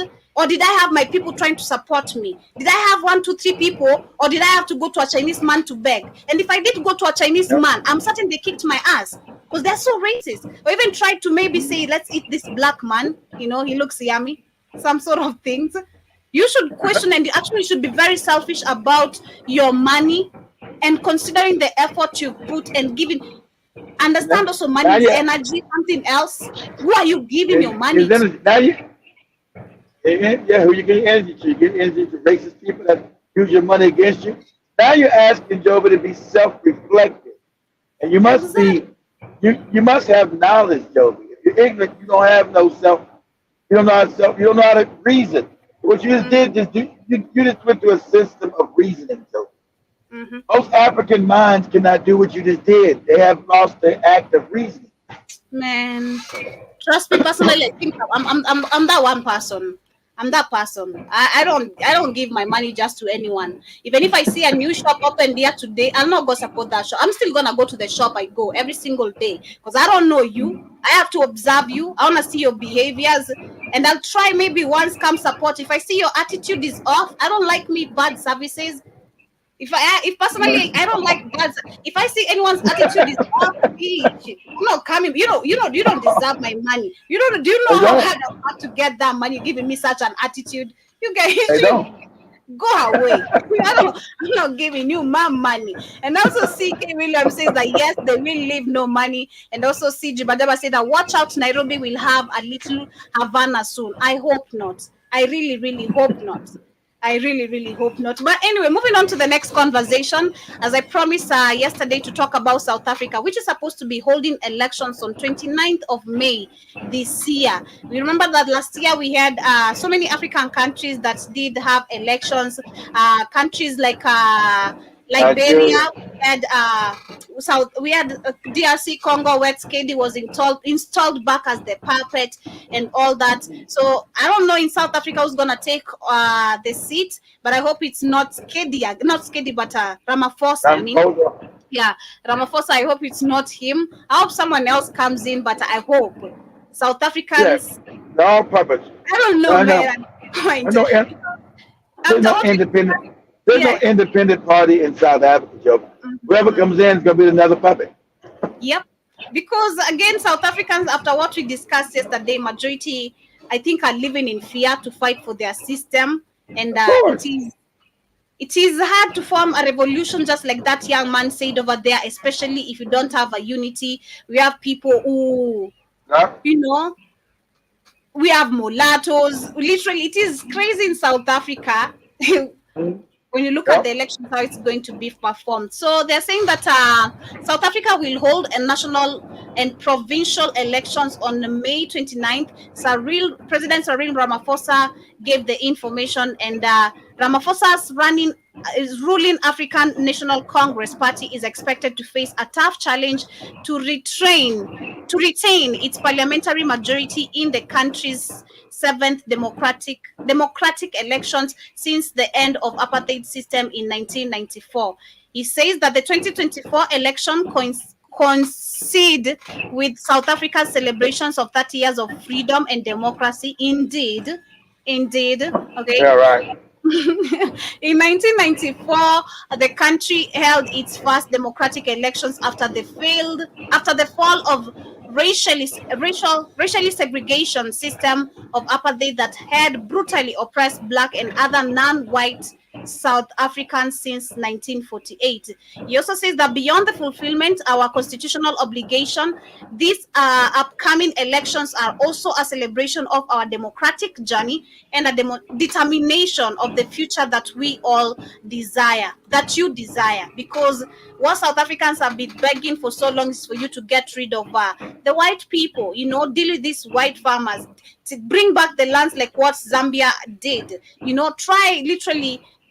If we really had a true Pan-Africanist, you know, organization, which is the AU, through the help of them, we should see these people easily leaving the continent, you know, especially once we have one new president installed after a puppet. We should see changes every single time. But no, they want to wait until we go Mali, Niger way, then they say this is so unconstitutional, this is unacceptable, we cannot. That's the only way. No? That's the only way you can do it. It's got to be enough. It's not open. If voting worked, it'll be illegal. It's a scam. That's on the continent. It's a scam. You're not voting yourself into power. You're not getting a power by your fake vote. My puppet, every one run for election is my puppet. So it doesn't matter who wins, I win. I win. Yeah.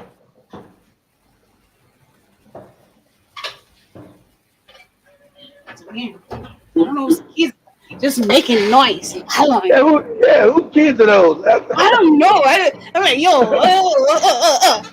get the noise out of here. I don't know who you are. You don't mess with my job. I don't like hearing people around here. I get mad. Like, what are you doing on my door? Go. I'm trying to figure somebody sneak some kids in there we don't know about. What's going on? What's going on? What? That's crazy. But yes, that is South Africa and what is happening. And another story coming from it is something interesting that I saw yesterday, where we had a ship that came to South Africa and it was carrying 19,000 cows coming from Brazil. So they say that a cattle ship was blamed over and accused of foiling a smell engulfing the Cape Town, and as did depart after that and dropping animals that came from Brazil, that is 19,000 cows. And they're saying that the Al Kuwait ship docked in the city harbor from Brazil on Sunday to load feeds of its cargo, which is 19,000 cows, and the residents soon began complaining of the nausea stink. Nausea, the stink.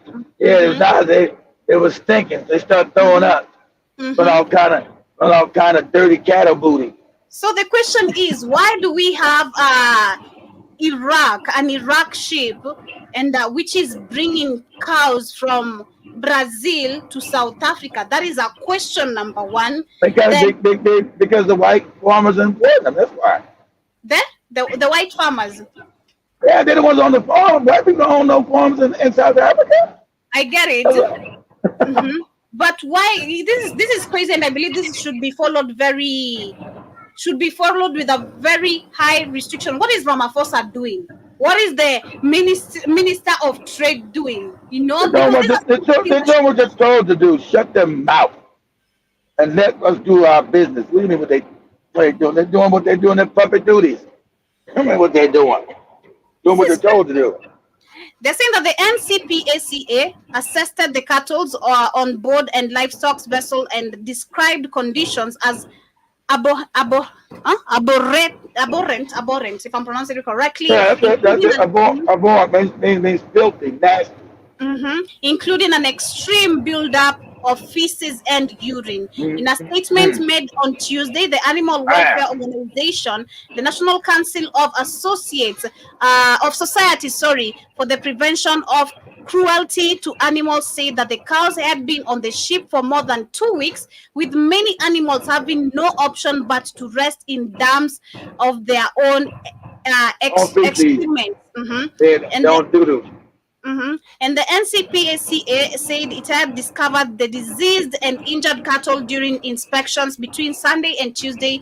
It had euthanized due to the injuries, which others were found dead on the board. And the incident. So suppose they kill they euthanized a bunch of them. Means a lot of them they just killed. Mm-hmm. This is crazy. So I didn't know this actually happens. That and if this happens, probably we have so many animals being transported also from maybe other African countries to favor these white farmers.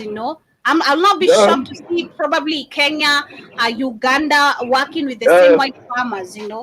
I'll not be surprised because we've seen cases of animals always disappearing, especially in the northern part of Kenya. I think we've also had these cases in Sudan so many times, and which always actually end up leaving people fighting again, include tribalism. You think because you are different, maybe you're the one who stole my cattle, and maybe it is all our system that is involved in all this, favoring someone else. So I didn't know about this. Personally, I had to discuss it, and of course, I wanted to understand what is happening. Why is Iraq, are in Iraq sheep bringing cattle from Brazil for what purpose and all that? That is a shipping company. They just made the deal. They got farmers about to shipping cargo. Yeah, this is a shipping company. Mm-hmm. They don't care about what they pick up. They're getting paid to transport, Joe. They got nothing to do with what's on the ship. They're supposed to take care of the damn product, though. Not about nobody living in feces and all that kind of shit. Well, this needs to be stopped because I'm starting. If you follow up, probably this. They've been doing it. Stop, Joe. They've been shipping cattle in from damn Brazil for over 100-some years in South Africa. From whom are they taking the cattle? That is why we need to go back. We need to always go back to the background. Is it our to the white Spanish motherfuckers in Brazil? Start the farmers in Brazil. Okay. Look at who owns the farms in Brazil. They ain't Africans. Oh, you got the white people in Brazil shipping cattle to the white people in South Africa. Well, I'll need to do much more research personally on that. I'll find out much more about it because I understand we also have black Brazilians over there, but I believe there's something about this. They don't own shit. Yeah, they're like every African person, Joey, around the country. Somebody around the world don't control the country. The black Brazilians don't control Brazil. The thing they showed how racist they were. They told you back then that thing said, hey, we discriminate against because we're African, we're black. They treat us like shit. Mm-hmm. So they're not the ones with the money and the wealth in Brazil. They're not the ones with the farms. The white people are. Even that guy, when we looked at the blackest city in Brazil, the blackest city, El Salvador, that's run by white people. Mm-hmm. The blackest city, they the majority, Joby, and it's still run by white people. Well, I'll do much more research on that personally and see I'm not satisfied with the details, so I'll do much more investigations about it. But on the next conversation, Lando's in the house. Lando's from Brazil. He's in the damn he's in the chat room. He's from Brazil. Ask his ass. Lando Karibu. So let me go to the comments before I get to move on to the next story, which is Ghana, which is about to create a nuclear plant by 2030. That is a vision. I hope so. 2030, damn. They're gonna take it. Damn, that sounds about 2030. That's 6 years from now. Why can't you create one now? And that's bullshit because the white man don't want to have no nuclear plant. And you got an American military base. Ain't no nuclear power coming up Ghana. That's some bullshit trying to tell us people because the next country over is Burkina Faso. And those people see a nuclear power plant being built now. And so they just ask, hey, what about us? Oh, we're going to build one by 2030. Crazy. But anyway, K. Williams, I see you saying that talk, Joby, exactly, and also see you saying, Lando Karibu Sana once again, you say it doesn't matter what African becomes president in South Africa, the rule is still white rule with Jewish backing. I agree with you. That is what exactly Kid just said. And you're also saying that, I'm still, that is to Jiba Jaba. And Jiba Jaba says that a BRICS trade connection, I'm not sure. I'm not sure because we have Brazil. Yeah, mind you, we have Brazil also. Yeah, it could be because we have Brazil, South Africa in BRICS. So I'm not sure about that. Let me just assume I'm not sure. And I also see I'm still active in shadow mode.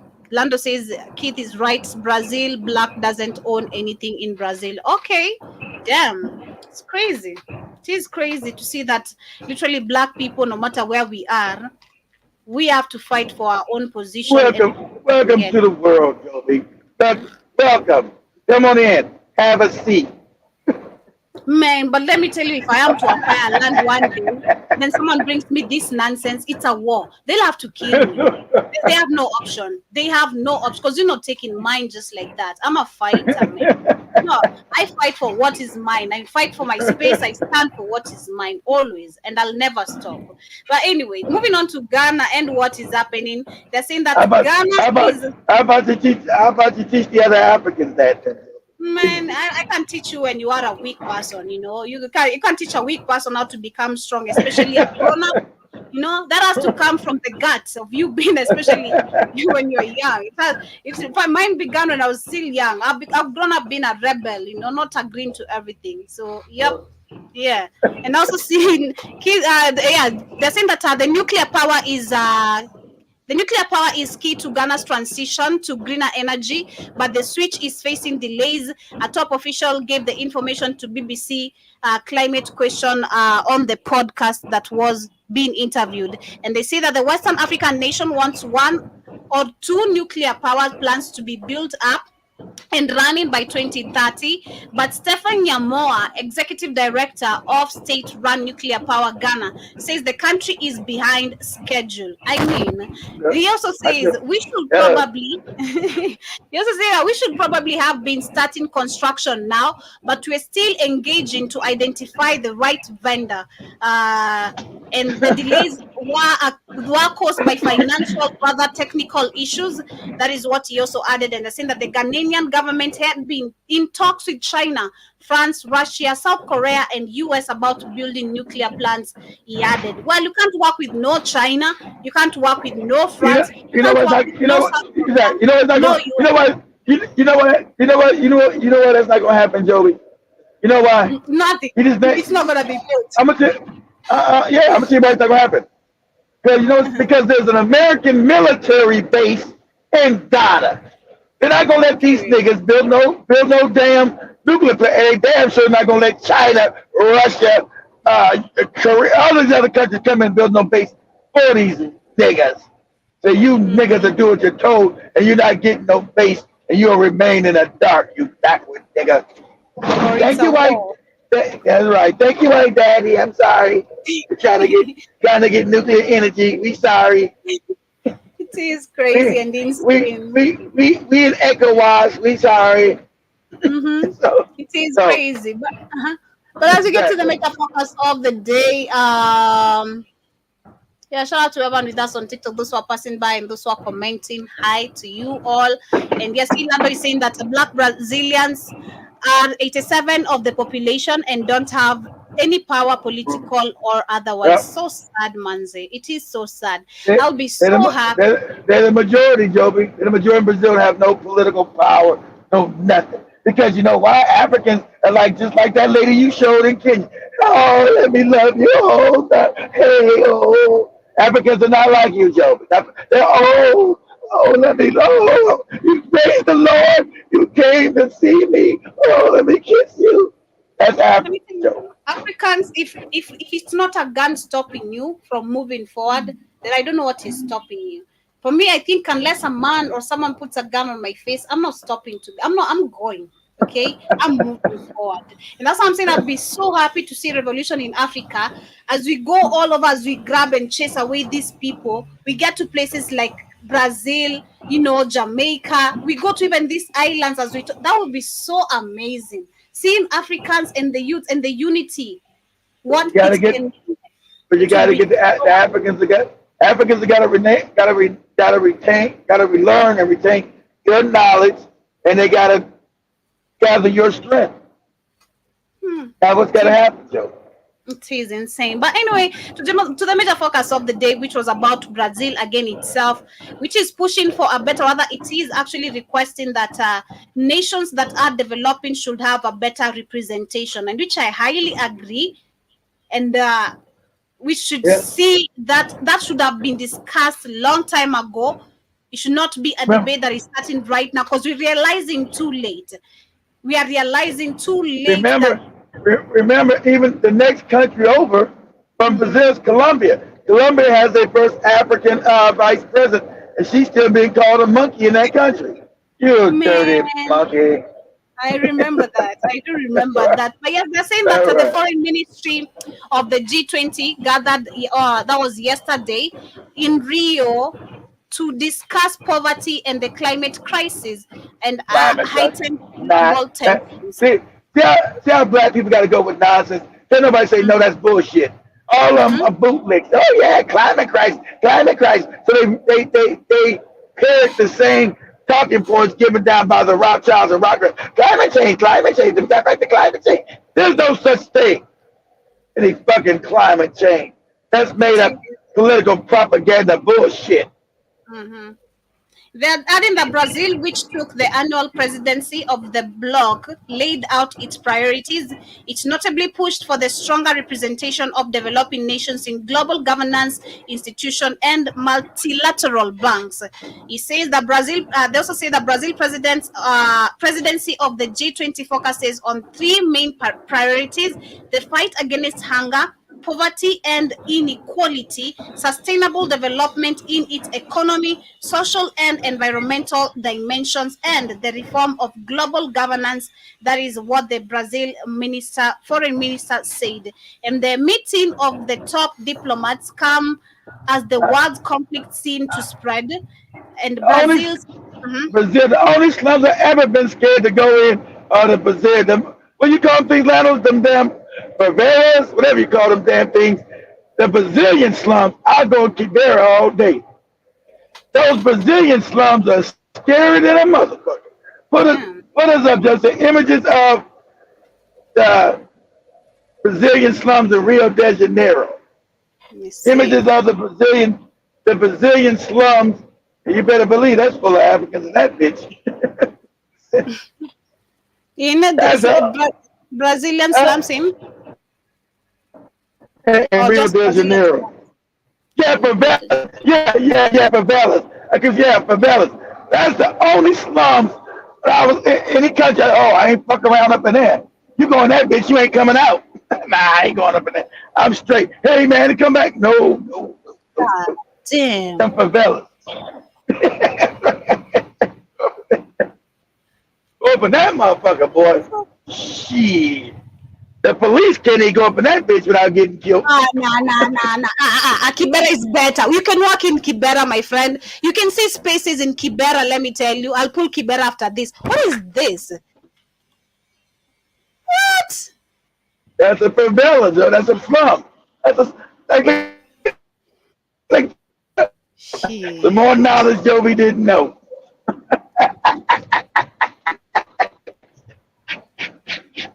Oh my God. You know, I used to see my stepmom loves the jerseys from Brazil. Every time my dad could come up like with new stocks, she used to take all the stocks of Brazil jackets, the vests, the t-shirts. I'm like, why are you obsessed with this country? Yeah. So of course, due to the soccer, nobody follows up much. You know, we saw Africans are so obsessed with soccer. That might have been her past life. That's probably where her ass is at. She probably was Brazilian. God. And don't realize why she's so attached to it. She probably lived right one of them damn slums. Oh my God. I hope so not. You know, crazy. What the hell is this?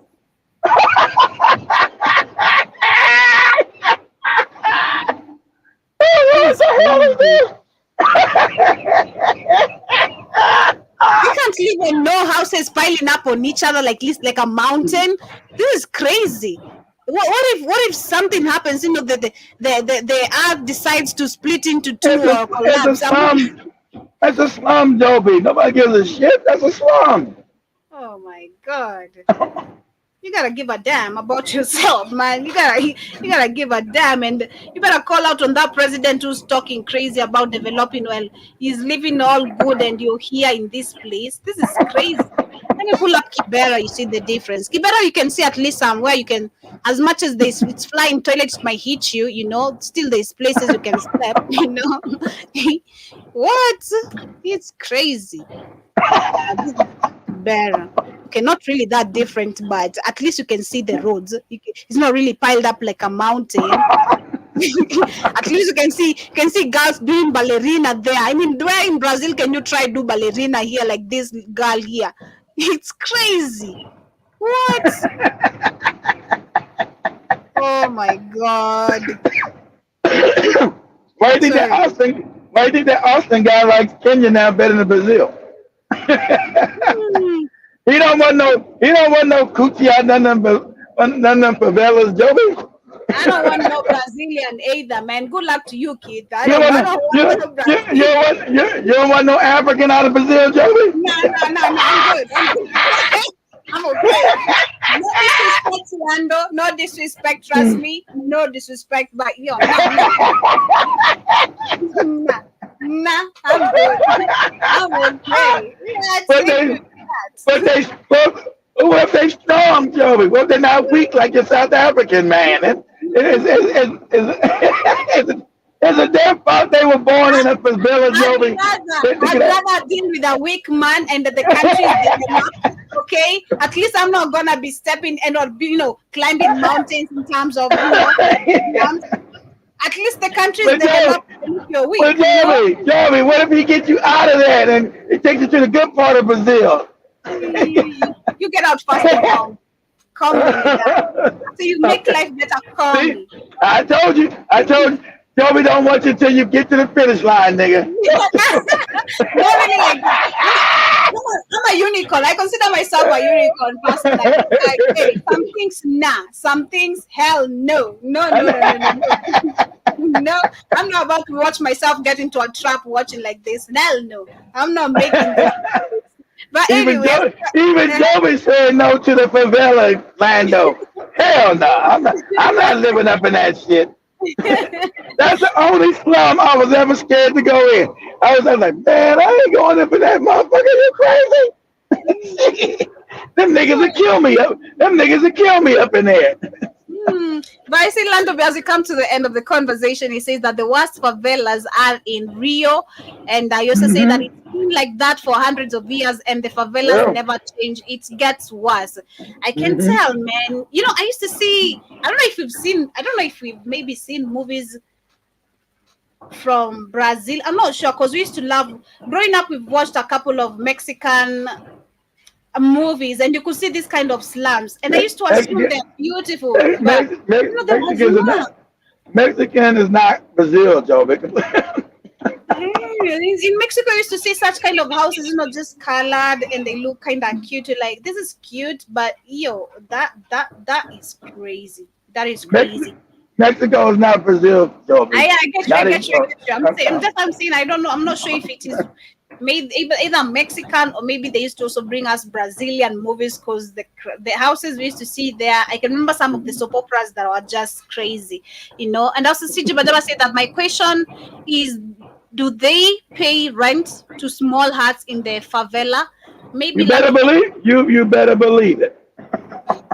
Probably, man. Crazy. And also see saying that they do pay rent. Oh, okay, they do. That is Lando Ua said. They do. That is insane. It is insane. But anyway, family, that has been my debate for today. And of course, this has been the Pan-African Bliss Show. We've been here a fun show. 2 hours. Yeah, 2 hours, almost 2 hours, 10 minutes to 2 hours. But yes, I'm glad to everyone who has enjoyed and of course tuned in. You've been so many of you, and I'm so appreciative for you guys tuning in and today's conversation. And I hope for those who haven't catched up with it, you shall be able to actually understand 1, 2, 3 things that we were talking about. Shout out to Joby's man in the Brazilian favela. No. She's waiting on you, nigga. He dead. That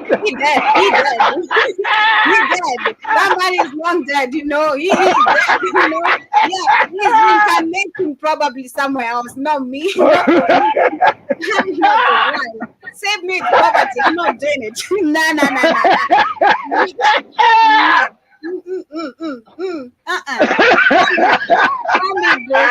Okay, you're not gonna take me shit when I'm watching this. Okay, Joey living too good. Got a apartment, got a nice little balcony. He's doing a little meditation. You going to the favela, Joey? even before the apartment, my life, I knew what I wanted it to be like. I've always visualized my life. That is not it. Nah. You never visualized. I can't get out. You never visualize a favela, Joey, in your life? Man, let me give a short story since it's Thursday. I remember when I was out of college. Of course, I had not patched things with my dad. I was like, at that time when I was out of college, I explained. Did I ever give the story? I didn't give the story right here of why I dropped, but I think I did. Why I dropped out of college because we were being punished and I didn't want to be punished. Then my aunt was called. Then she's like, you do the punishment. I did it. Then they wanted to make me do extra work, which I said no, because I knew my rights, I'm like, there's no you're going to punish me. I've already actually accepted you punishment. I'm in college, which is disrespectful out of just me doing and making the decision which you told me to choose between taking the mattresses to the dormitory, is it the dormitory or the hostel or not? And I said I won't because I don't stay in the hostel. So my aunt was called. She was like, oh, you've been disrespectful after I decided to pay you school fees. I told her I don't care. You can stop paying the school fees and I'm done. Okay, I'm done. I remember she stabbed me for 2 weeks, man. I stayed for 2 weeks. I was just eating sugar. This is true story. I was just eating sugar and bread. I used to make it Tell me whole family is crazy.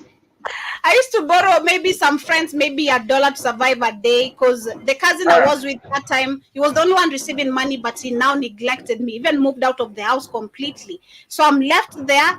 They have to wait. Like this woman is waiting for the rent of that month to finish so she can come collect the mattresses and Joby should be out by that time. So it was 2 weeks time so I can leave the house and then she'll come evacuate everything that she had bought for me to stay there. So I stayed for 2 weeks. I was just eating bread and water, taking sugar. Yeah, I was just licking sugar all the time because I loved licking sugar since I was young, but I stopped.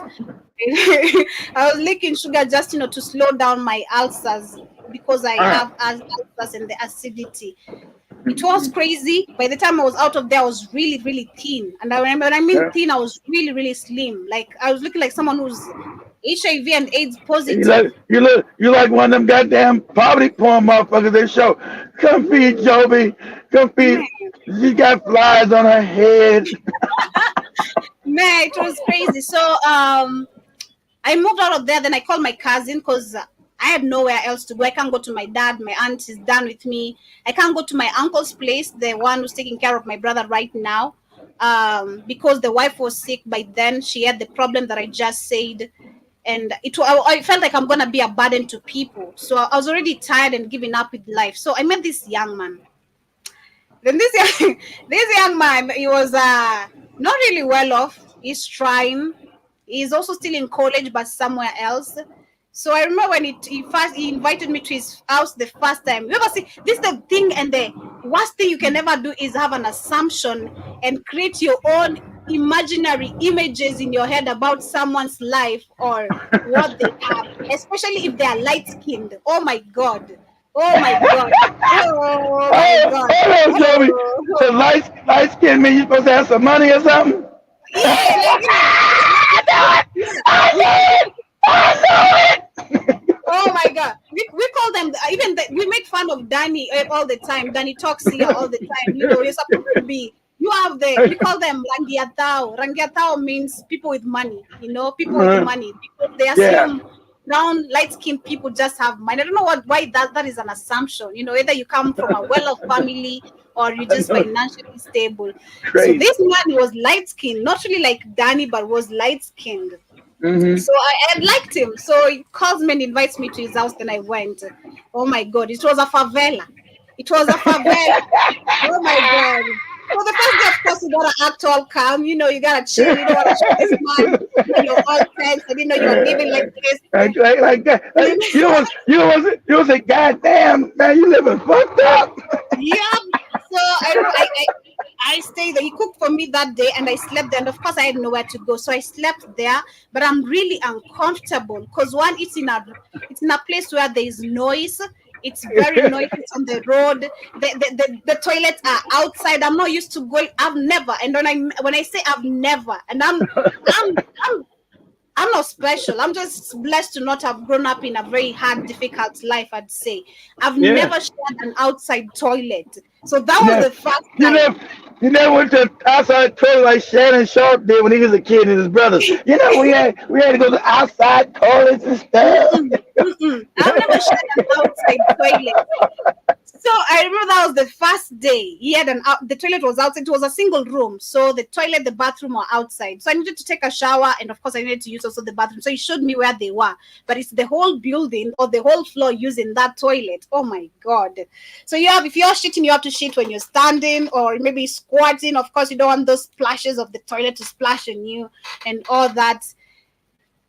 It's I had to stay there for a week. Whoa, that's rough. Oh man, he probably didn't get no coochie in a house like that. No. Man, I was so mad. I knew that wasn't happening. You was acting like you got it all together, but I'm not judging it because I ain't got no shit. So I'm the one who needs help. When you got Jovi, when you got a woman standing up to shit, you're not getting no coochie. That's out. So I stayed there for a week trying to figure out calculations, of course, where am I going to go. That was in 2018, December, I remember. Mm-hmm. So my birthday was it was on my birthday, and he knew my birthday was that day. So this man disappeared, left me in the house with no food, no nothing. I have no money. I have no credits. I have literally nothing. And mind you, this man, the previous night, he's proposed. Can we become a couple? Can we start living together? I feel like I can live with someone. Maybe we can start from here, then we can move to a better place. Hell no. Hell no. And if I make that decision right now, I'm just turning 20. I was turning 20. You turned 20. I know. I was turning 20. Yeah, you turned 20. You becoming an adult. So you're not trying to propose poverty to me, nigga. Man, he left, and I remember that I was so mad. He's like, what kind of a birthday is this? This guy just told me yesterday he wants me to stay with him. Then he's left me hungry because I said no to me settling with him and this shit. He came back and I packed all my, of course, I don't want to leave disrespectfully. I want to say thank you for hosting me. I took my shit when he came back at night. It was around 10 p.m. 10 p.m. And because I've been through worst after 10 p.m. You don't leave at night, Joe. You leave in the morning. You don't leave in night. Shit. My dad chased me out of the house at 12 midnight. So what can I do at 10 p.m.? Okay, Joe. Exactly. So I had that mentality. I'm like, I've handled a lot. So if anyone is to come to me and rape me, let this be it. I'm ready, but I'm done staying here. This is disrespect. This has been a pathetic birthday. Then I remember there's something we call please call me. When you don't have credit, you have to dial and just send someone please call me. Then they'll get the message and call you if you don't have credit. So I remember I sent one of my cousins. The cousin now is staying with. You remember the cousin I was staying with? Yeah. Before now me moving out. So that's when I started staying with him. So I called him and told him, hey, I'm stranded. I don't know anywhere to go. This guy here with me wants to rape me. I made up stories. Today's my birthday and I feel so sad. You come pick me up. I'm on this road. Take me to your house. So he came, picked me up, and of course he welcomed me to his house. And that's when I started living with my cousin. And I remember that day he took me to dress up. He bought me actually some new clothes because I was looking like I was just looking, I don't know, man. I was stressed. I was giving up with life. It was just so hectic. And then that's why I'm referring back to that story with the favela, because the place was looking so crazy. And then someone is proposing to me to be, what? Are you crazy? Me, my dad, even if I'm not in good terms with my dad, he would be ashamed of me. What did you settle? You just had to run away from settle to this. Oh man, I'm not about to shame myself like that. So I said no, and that's why I left. That's why I left. I blocked him everywhere. He tried looking for me, but Joby has no access. You can't access Joby anymore. Yeah, it is crazy. So I had an amazing day. I ended up having an amazing night at the end of the night that day because it was my birthday. I took a few beers. My cousin bought me a few because I never used to drink actually the hard liquors at all. So I took some beer, bought me some slice of a cake, and then he had a good wife. By then she was a good wife, by then when I knew her, she was a good wife. So they spoiled me and allowed me now to start living with them before the chaos of them even denying me 30 cents of fries, It's crazy. It's crazy. So, right now, one wants to give people $200 for business. Am I dumb? I'm not dumb like that. But anyway, family, we're coming to the end of the conversation. Much love, family. Let me say something. Much love, family. Go over to Black Hot Fire Network Live and catch up with Shamani and Katie. They're in the streets of another county. So that they just went live. So go over there, the Black Hot Fire Network Live, and show Katie and Shamani some love because they're in the streets of a new area right now talking to people. Yeah. And I see Lando says that there are some very good men that are in from Brazil. the favela, and that the greatest soccers are from the favelas. Well, good to them. That is nice and good to know. Joey likes soccer, but Joey don't give a damn about your soccer playing in that favela. Nah, Jiba says great conversation. Asante sana for tuning in, and of course I'm glad you enjoyed. Ikan Fire karibu sana, but again Kwaheri, you came in late, but I don't know if you are in. You're saying that climate change means that Africa financial climate is changing. Carbon mitigation means mitigating the African economy in the lab of your black self. True. And also see Jiba says that Joby fell for Drake. Hell nah, man. He looked like a fuck boy. I was like, this man is cheating on me. He looked like a fuck boy. This light-skinned man. Nah. Like mine dark and chocolate, man. Light-skinned men, they just look like fuck boys. I don't know why. Damn. I'm light skinned. Oh, damn. Can we go back to history? Can we go back to the candles and you've been found in different places? Come on. We don't want to go back there. Much love, family. Much love, family. Make sure you guys go to Black Hot Fire Network Live and show Shamani and Katie some love. Much love. Damn you, Joby. Damn you. Bringing communities together around the world. Bringing you another hour of the hottest tracks from around the